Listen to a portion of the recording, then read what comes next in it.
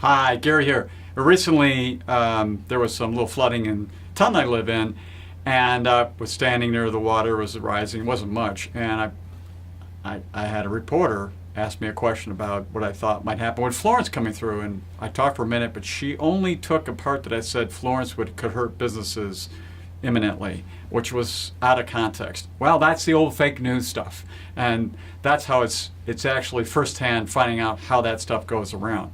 Well, there's another thing that could be fake news, and that's old age. Old age is fake news. And I mean the thought of that, the concept, the way we feel about old age for ourselves. So a study recently by the Pew Research Center said that of those who are over the age of 65, that 60% of them felt younger than that age. And that has a lot to do with how they will approach life going forward. And since people are retiring later, not till 65 or 70 now many times, it really matters how you look at old age, because it can be very toxic. And you've seen that. You've seen people who then talk constantly about old age, all their aches and pains. They're always looking at all the things that are going wrong relative to their age, what they can't do versus what they can do. It keeps going down the list.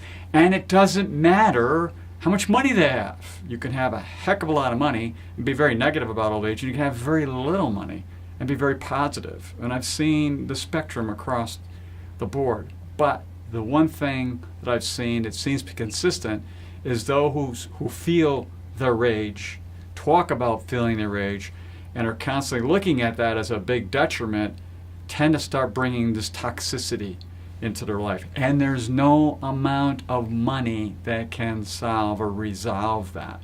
Like, Walt Disney, I think, is still in a cryogenic state because he wants to come back, or at least he did when he died back, 40-something years ago, and many others. And old age is a funny thing.